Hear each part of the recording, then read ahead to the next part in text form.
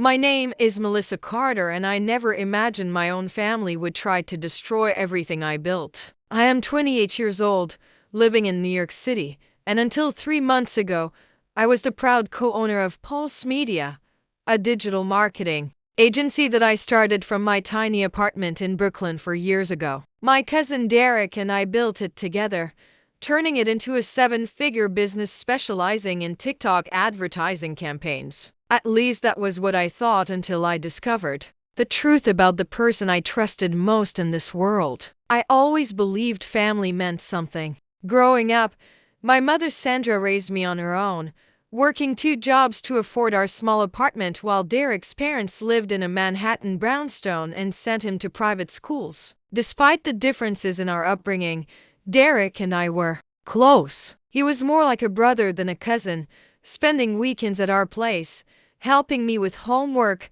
defending me from neighborhood bullies. When I pitched him the idea for Pulse Media after college, he immediately offered to invest his trust fund money to help get us started. The business grew faster than either of us expected. Our client roster expanded from local boutiques to national brands within 2 years. We moved from my apartment to a sleek office in Soho with 15 employees. By last year, we were generating nearly $1 million annually, with 70% of our revenue coming from TikTok advertising. Derek handled the finances while I managed creative and client relationships. It seemed like the perfect partnership. I never questioned his decisions or asked to see the books myself. Why would I? He was family. Then came the announcement that changed everything. Congress passed the Social Media Security Act, giving TikTok 90 days to sell to an American company or face a complete ban in the United States. Our clients panicked.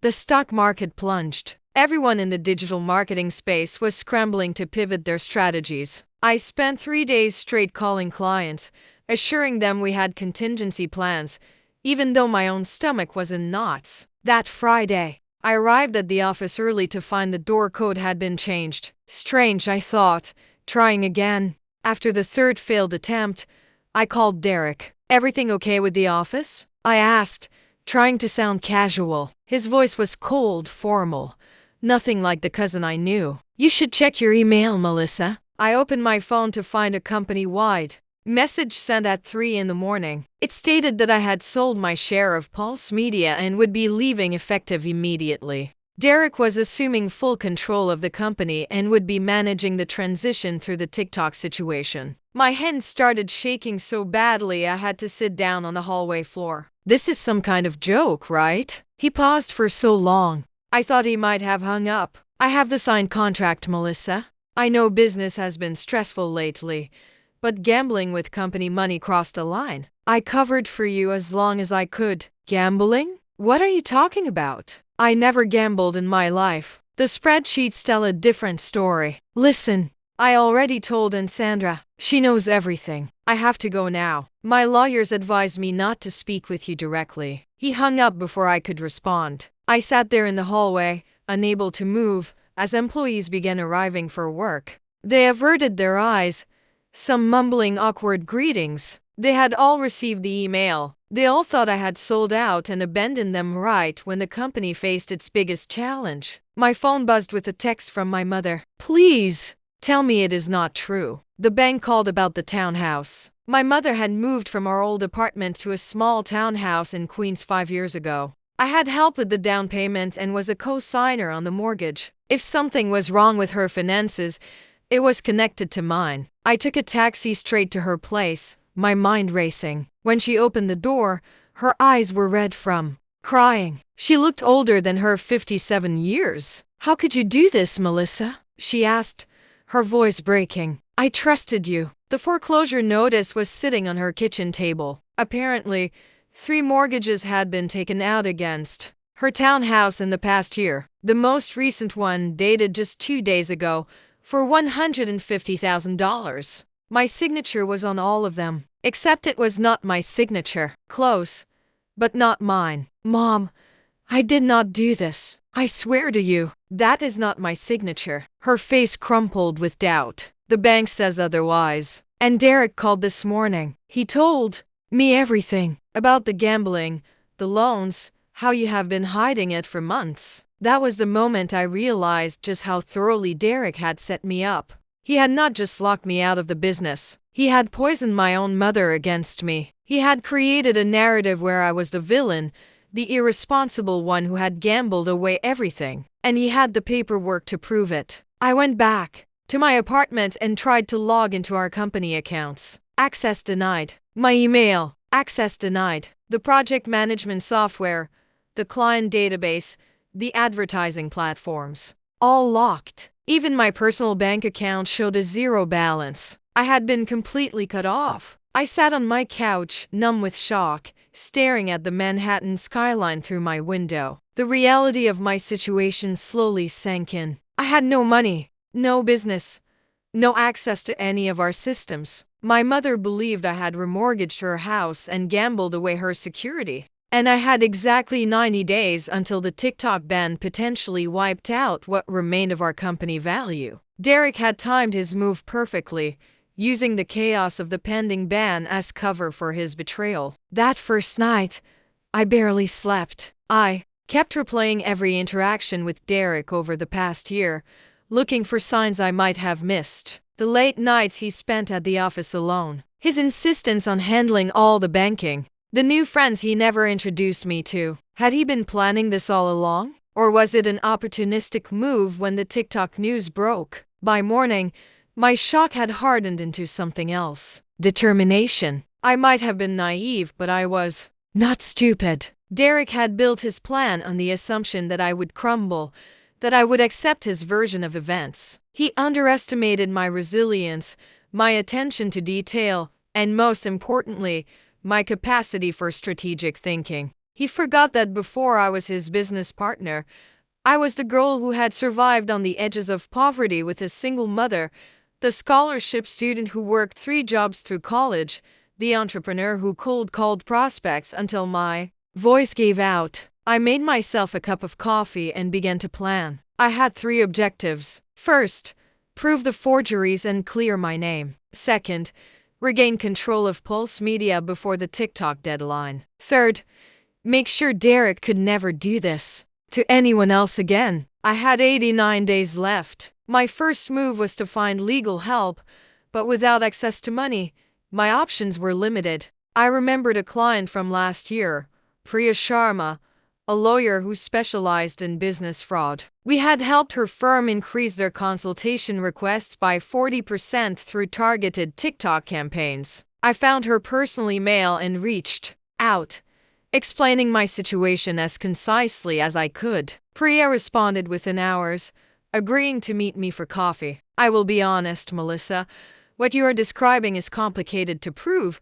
she told me over espressos at a small cafe near her office. Forgery cases often come down to one person's word against another's, especially between family members who had legitimate access to each other's information. But I do not gamble, I insisted. There must be records to prove that. She nodded thoughtfully. We need evidence of the money trail. Where did these supposedly gambled funds actually go? And we need to establish that you physically could not have signed those documents. Were you traveling on any of those dates? Do you have documentation of your whereabouts? I pulled out my phone and checked my photo timeline. The most recent mortgage, dated 2 days ago, was signed the same day I was giving a presentation at a marketing conference across town. There would be dozens of witnesses plus security camera footage. Priya's eyes lit up. That is a start. We need to move quickly on the foreclosure issue too. I will file for an emergency injunction today. But Melissa, we still need access to the company records to prove the larger fraud. That was the problem. All the evidence I needed was locked behind digital walls I no longer had access to. But perhaps not all walls were equally secure. I thanked Priya and headed to my next stop. Zach Parker had been our IT specialist at Pulse for 3 years. Unlike the other employees, Zach had always been more loyal to me than to the company. In general, we shared a background, both scholarship kids who had fought our way up. I hoped that connection still meant something. I found Zach at his favorite after-work bar, a divey place in Williamsburg with good craft beer and spotty cell service. Perfect for a conversation that needed to stay off the grid. I almost did not come, he admitted, nervously glancing around. The bar. Derek has been on a warpath, monitoring everyone's communications. He told us all you had a breakdown after gambling away your share. I let that sink in. Even Derek's lies gave me information. He was worried about communication. He was watching the employees closely. Zach, I need your help. I did not gamble away anything. Derek forged documents to steal the company. Zach studied my face for a long moment. I always thought something was off with those finance reports. He finally said, numbers never added up the way they should. My pulse quickened. What do you mean? He leaned forward, lowering his voice. Derek has been running parallel books for at least 6 months. I noticed it when I was setting up the new backup system. There are folders that only he can access, with different versions of the same financial reports. Can you get me access to those folders? Zach hesitated. Derek changed all the security protocols after you left. He brought in some outside IT consultant to audit everything. But, I prompted, hearing the unspoken possibility in his voice. But I set up the original system architecture, and I always build myself a back door, just in case. For the first time since that morning at the office, I felt a glimmer of hope. How soon can you get me in? Zach pulled out his laptop. Right now, but we need to be smart about this. You cannot just log in as yourself. He will notice that immediately. Instead, Zach created a ghost user account that would piggyback on the credentials of whoever was currently logged into the system. Essentially, I would be seeing whatever Derek or any other active user was seeing, without leaving any digital footprint of my own. Remember, you're just gathering evidence, Zach warned. Do not change anything. Do not download large files all at once. Be a ghost. I nodded, understanding the caution. Looking for a secure place to work, I checked into a hotel using my emergency credit card, the one Derek did not know about, and set up my laptop with the access credentials Zach had provided. For the next 48 hours, I barely slept, watching the digital comings and goings of my former company. I saw emails where Derek reassured clients that the transition was smooth, promising them new TikTok independent strategies. I saw him shift projects to his friends' companies for hefty referral fees. And most importantly, I found the parallel financial records Zach had mentioned. The difference between the official books and Derek's secret version was staggering. For months, he had been skimming profits, creating fake expenses, and gradually moving money offshore. The TikTok ban announcement had simply accelerated his timeline. He had used the chaos as cover to execute his final move. The paper trail was all their transfers to a shell company in the Cayman Islands, the falsified sale contract, even emails to a forger discussing my signature. I documented everything, taking screenshots, recording transaction IDs, saving emails. By the third day, I had enough evidence to prove Derek's fraud. I sent everything to Priya. This is exactly what we needed, she confirmed over the phone. The offshore transfers are particularly damning. With this and the proof you could not have signed the most recent mortgage, we have a solid case. But a legal case would take months, maybe years. I did not have that kind of time. The TikTok deadline was now 84 days away, and every day that passed, Derek was damaging the company further, alienating clients with his quick fix promises and substandard work. I needed leverage beyond the legal system. Leverage that would force Derek to surrender control immediately. I needed to understand what really motivated him. Looking deeper into the financial records, I noticed something odd. Despite moving most of the company money offshore, Derek was aggressively pursuing new investments in Pulse Media. He had meetings scheduled with 3 venture capital firms in the next week. Why would he seek outside investment for a company heavily dependent on a platform that might soon be banned? The answer came when I found a presentation deck saved in his private folder. The file name caught my attention. Pulse 2.0 Pivot PTX. Inside was Derek's real plan. He was positioning the company for acquisition by Ultraviral, one of the largest digital marketing conglomerates in the country. Ultraviral had deep connections with alternative platforms to TikTok and was betting heavily on being the agency that would help brands transition smoothly if the ban went through. The presentation included a valuation of Pulse Media at $12 million, far more than our actual worth. Derek had inflated our client success metrics, exaggerated our proprietary technology, and completely erased my contributions to the company's methodology. He was selling a lie, and he needed to complete the sale before anyone could challenge his authority or his numbers. This was my leverage. If I could expose his fraudulent valuation to Ultraviral, his entire plan would collapse. But I needed more than digital evidence. I needed someone inside Ultraviral to listen to me. Scrolling through Derek's emails,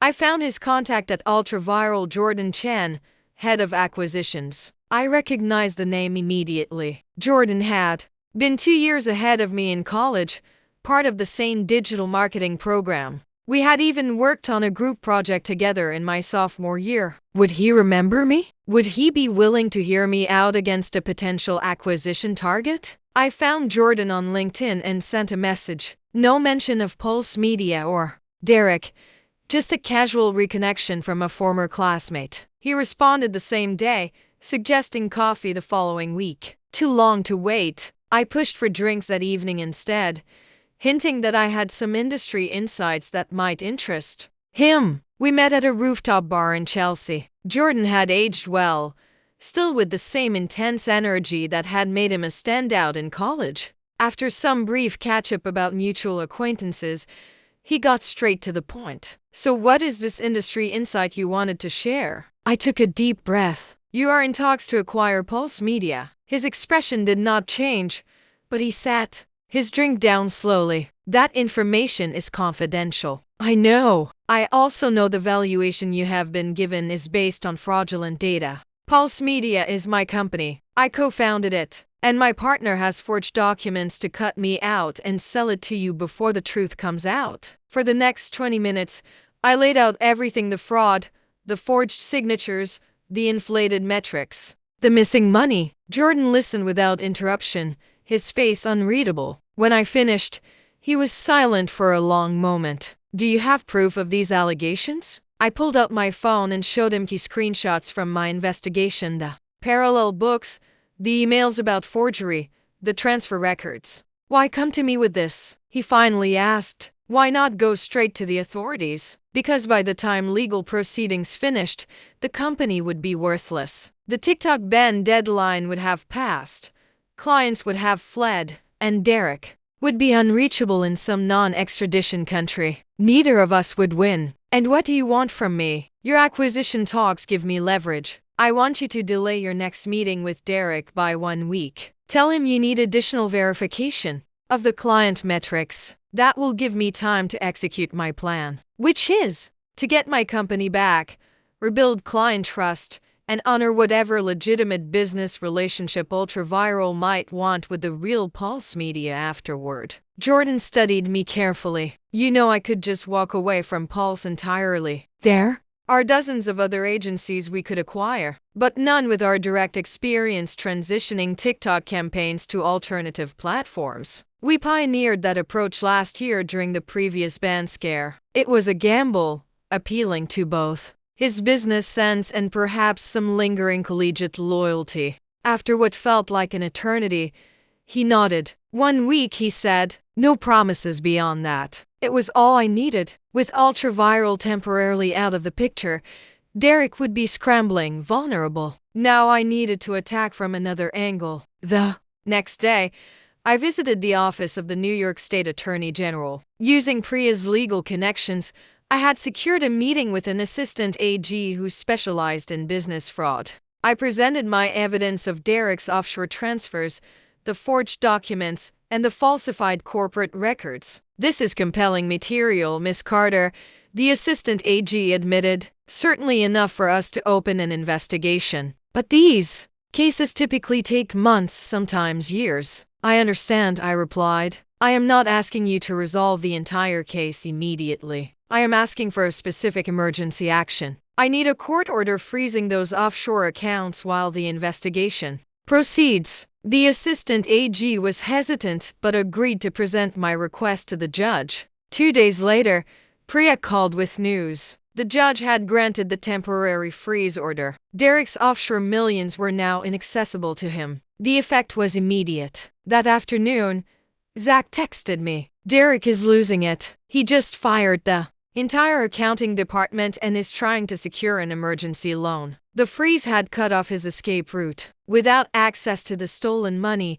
Derek could not walk away from Pulse Media. He needed the company to remain valuable now more than ever. It was time for my next move. I contacted Pulse Media's top 5 clients directly. These were relationships I had built personally over years. I explained that there had been a serious management dispute, that financial improprieties had been discovered, and that the situation was being resolved. I did not accuse Derek directly but asked for their patience during this transition period. 4 of the 5 agreed to temporarily pause any planned moves away from Pulse Media. The 5th, our largest client, was more direct. Melissa, we only stayed with Pulse because of you, their marketing director told me. When you left, we were already putting together an RFP for a new agency. Derek has been promising solutions he cannot deliver. Give me 2 weeks, I asked. If I am back at the helm by then, will you stay? Let me know when you are back in charge. Then we can talk. The pieces were falling into place. With the offshore accounts frozen,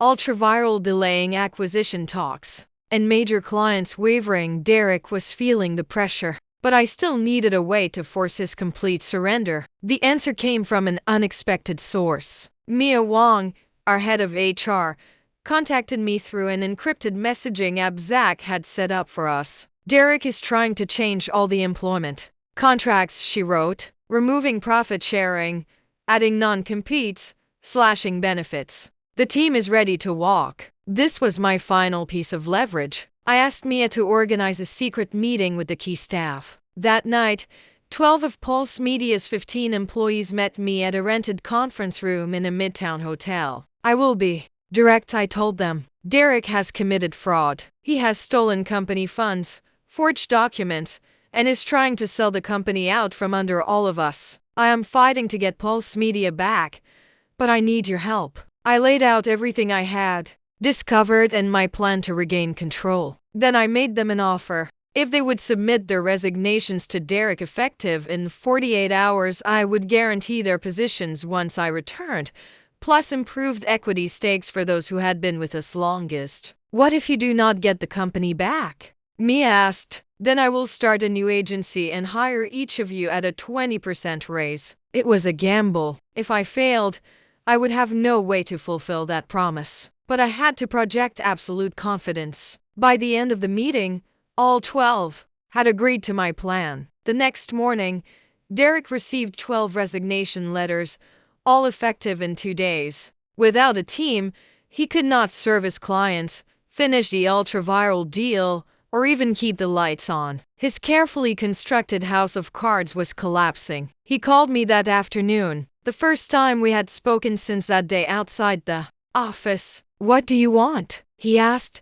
his voice tight with anger. A meeting, tonight. Just you and me. We met at a 24-hour diner in Chelsea. Derek looked terrible, unshaven, dark circles under his eyes, his usually immaculate appearance rumpled and stained. He slid into the booth across from me, not making eye contact. You have been busy, he said. I have been reclaiming what is mine. He laughed bitterly. You really think you can win this? I still have the signed contracts. I still control the company legally. I placed my phone on the table between us, screen up, showing an email from the State Attorney General's office. They are investigating you for fraud, embezzlement, and money laundering. Your offshore accounts are frozen. Ultraviral is backing away from the acquisition. Our top clients are on pause waiting to see what happens. And in approximately 46 hours, you will have no employees. He stared at the phone, then at me, a flicker of uncertainty crossing his face for the first time. This was the pivotal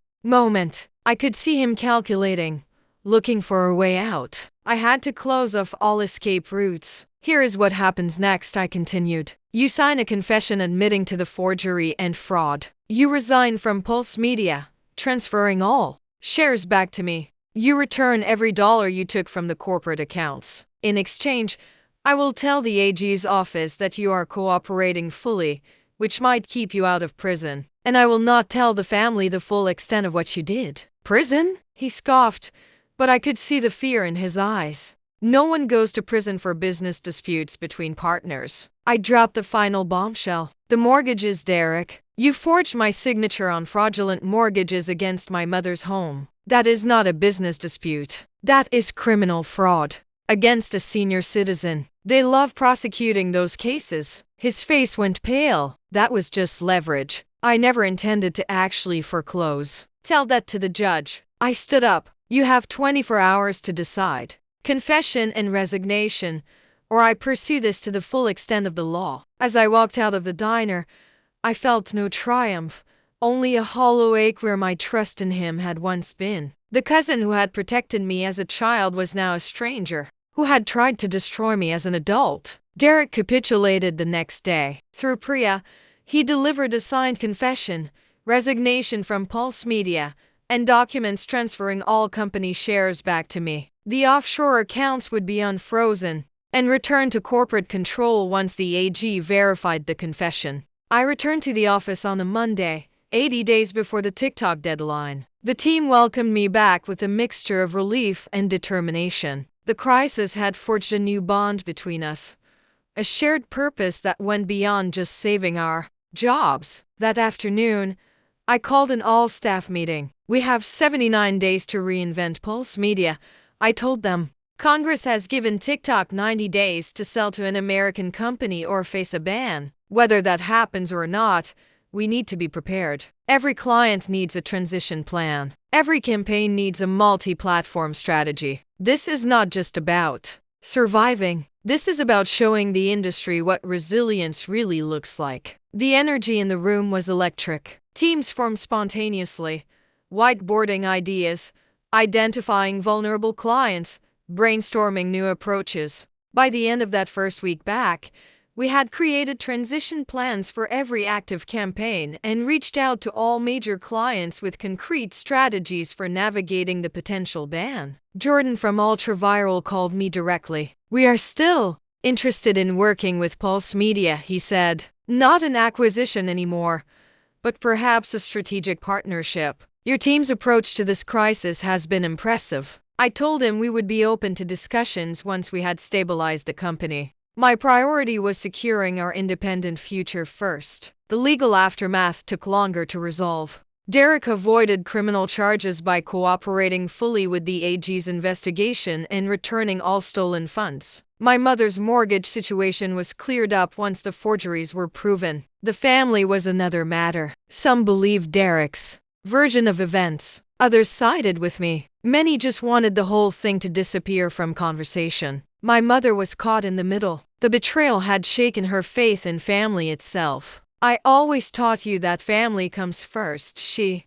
told me one evening as we sat on her porch. Now I do not know what to believe anymore. Family should come first, I replied. But family means love and respect, not blind loyalty to people who harm you. She nodded slowly, taking my hand. You're more like me than I realized, stronger than I gave you credit for. As the TikTok deadline approached, something unexpected happened. Our agency's reputation actually grew. The story of how we were preparing clients for the potential ban got picked up by industry publications. Our transparency about the challenges, combined with our innovative multi-platform strategies, attracted new business from companies nervous about their own TikTok-heavy marketing. In the end, the ban was averted. TikTok reached a last-minute agreement with an American technology consortium that satisfied the government's security concerns. Our contingency planning was not needed after all,